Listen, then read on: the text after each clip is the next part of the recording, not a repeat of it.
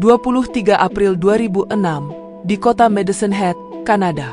3 anggota keluarga Richardson ditemukan di kediaman mereka dengan kondisi sudah tidak bernyawa. Keluarga tersebut merupakan korban pembantaian brutal yang direncanakan dan dilakukan oleh putri dari keluarga tersebut yang masih berusia 12 tahun dan pacarnya yang lebih tua. Kisah mengerikan ini dikenal dengan sebutan Richardson Family Murder.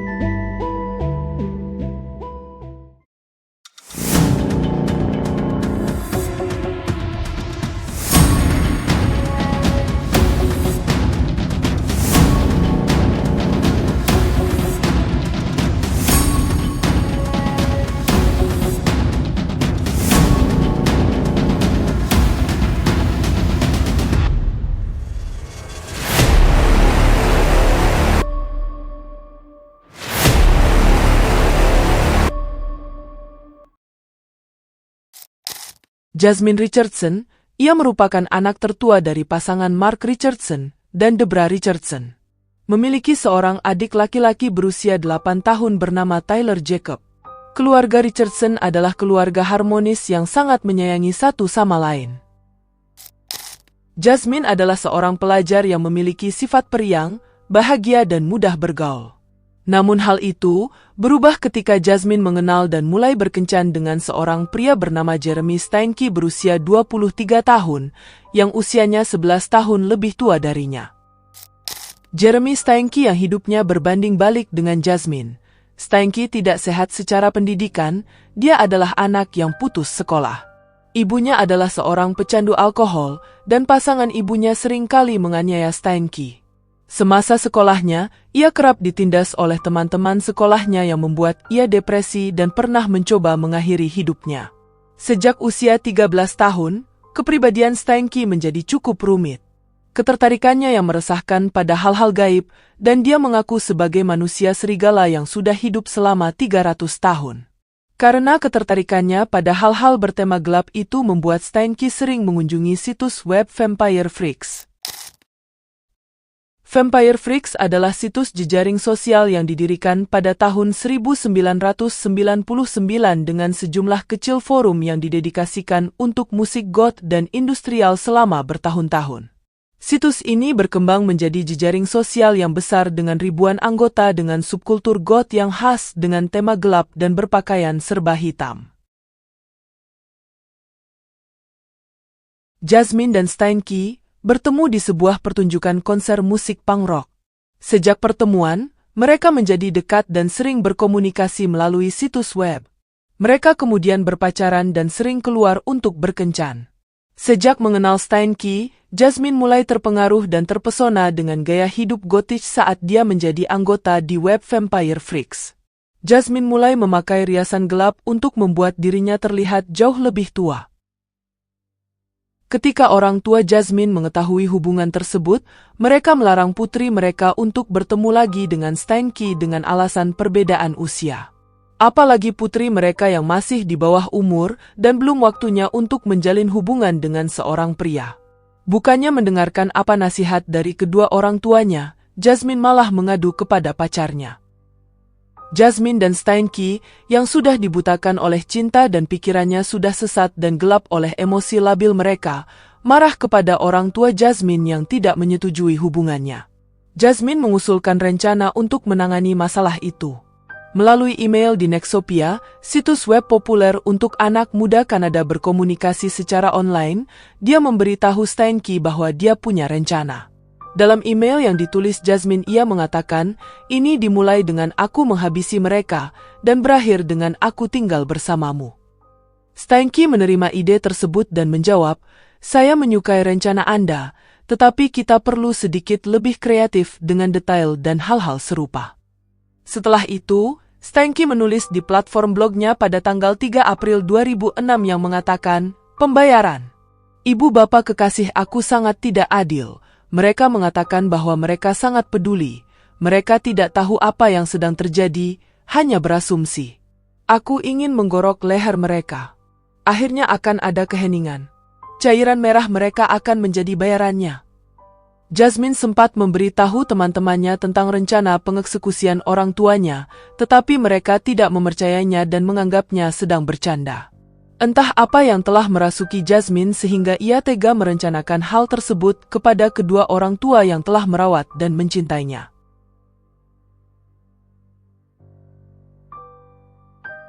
Malam hari, tanggal 22 April 2006, di rumah orang tua Jasmine di perumahan yang tenang di Madison Head, Steinke menyelinap masuk ke dalam rumah keluarga Richardson melalui jendela dan dibantu oleh pacarnya. Beberapa jam sebelum pembantaian, keduanya menonton film berjudul Natural Born Killer yang mengisahkan kekerasan tentang sepasang kekasih yang melakukan pengeksekusian berantai. Steinke menyatakan kekagumannya terhadap film tersebut dan terinspirasi untuk menjalankan rencana mereka dengan cara yang sama.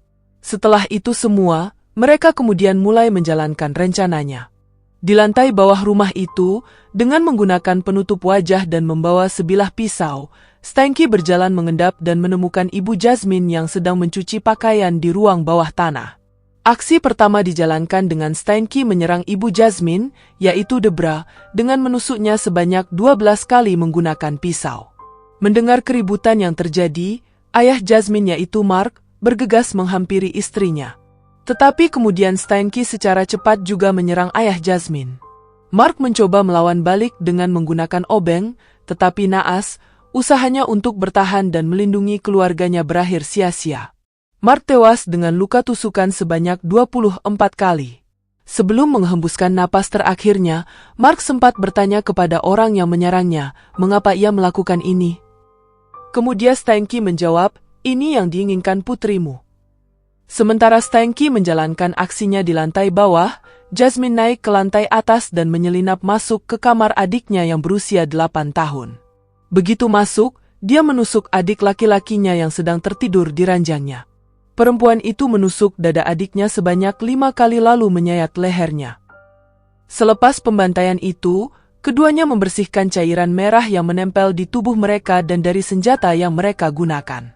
Pasangan itu kemudian pergi ke restoran yang tidak jauh dari tempat kejadian dan saling bercanda, tertawa, dan sedang bermesraan.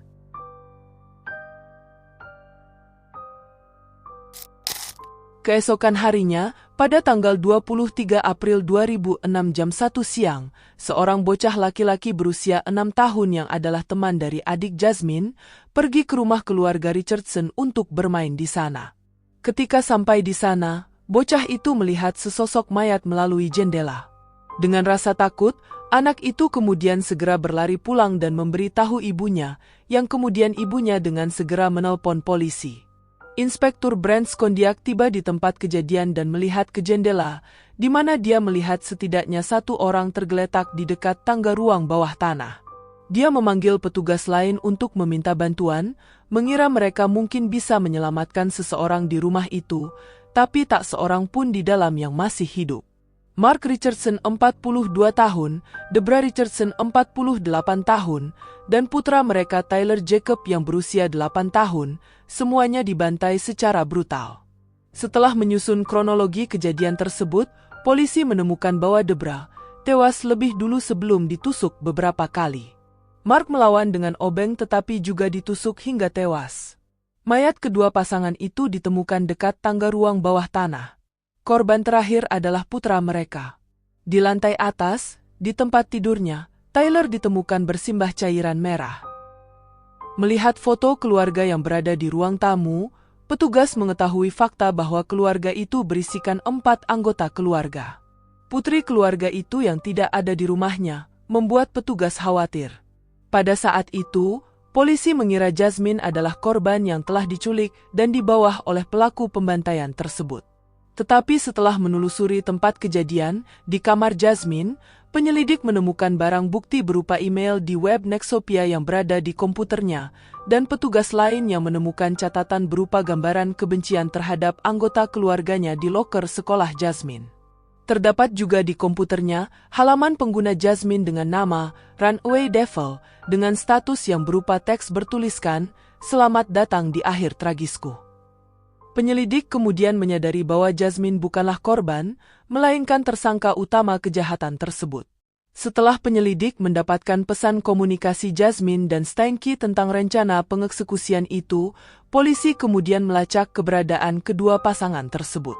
Keesokan harinya, pada tanggal 24 April 2006, Jasmine dan Steinke ditemukan di Leader, Saskatchewan, 130 km dari lokasi kejadian. Keduanya ditangkap saat upaya mereka untuk melarikan diri. Mereka kemudian didakwa atas pembantaian tersebut. Berdasarkan undang-undang di sana, 12 tahun adalah usia termuda bagi seseorang dapat didakwa atas suatu kejahatan.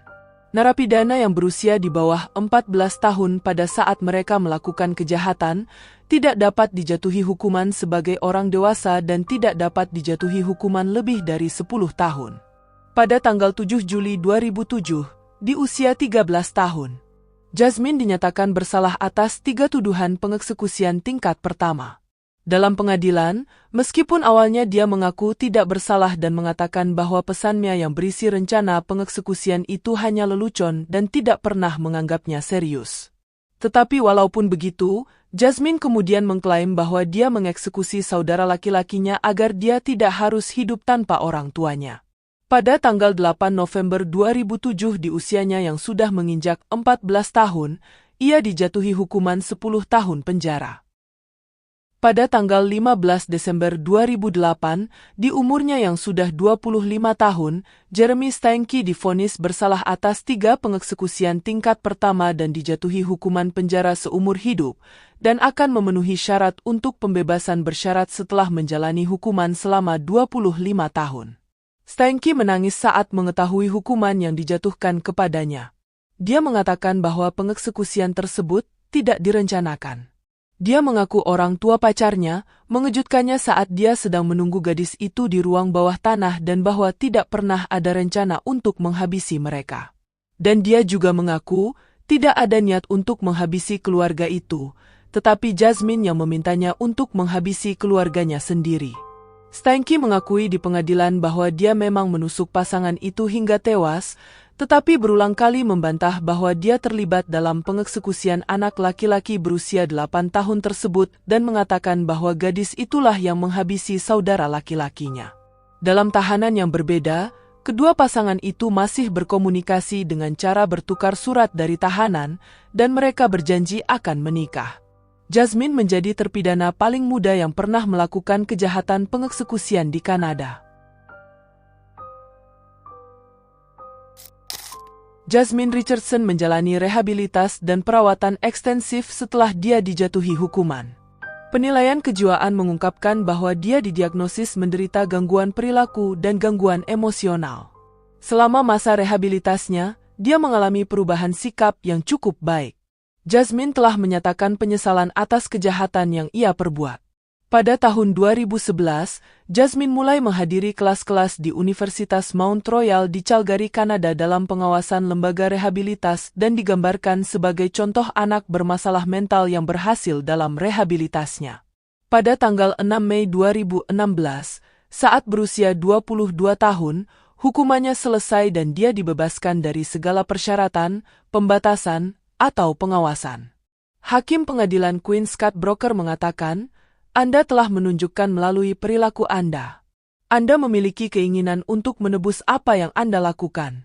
Jelas Anda tidak dapat mengubah masa lalu, Anda hanya bisa menjalani hidup setiap hari dengan pengetahuan bahwa Anda memiliki rasa penyesalan dan mengontrol perilaku Anda. Para ahli juga mengatakan, Jasmine Richardson masih sangat muda ketika dia melakukan kejahatan, sehingga memberinya peluang lebih besar untuk pulih.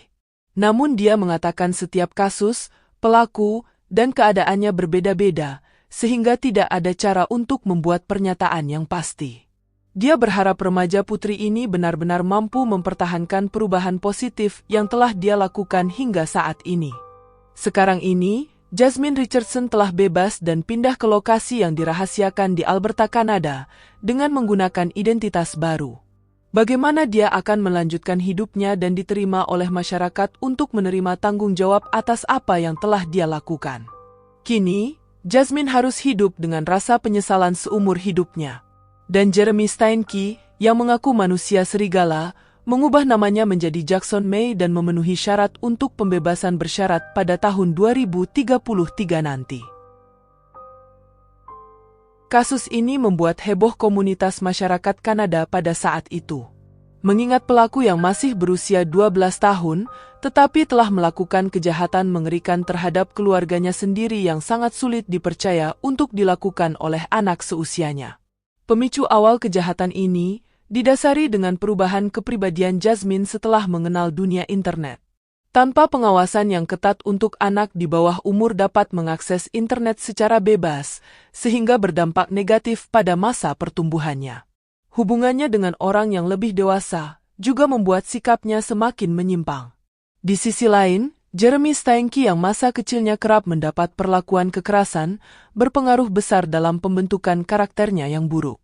Harapannya, ia hanya ingin dicintai oleh gadis kecil yang polos karena dalam hidupnya, dia hanyalah seseorang yang kurang perhatian dan kasih sayang. Walaupun begitu, tidak ada alasan untuk membenarkan kejahatan yang telah ia perbuat.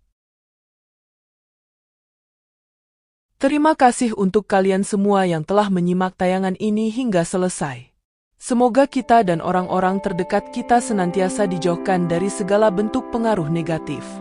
Jadilah manusia yang bermanfaat dan selalu berpikir jernih dalam segala situasi, dan apapun yang terjadi di kehidupan kalian, walaupun terasa berat, ingatlah bahwa kamu tidak sendirian.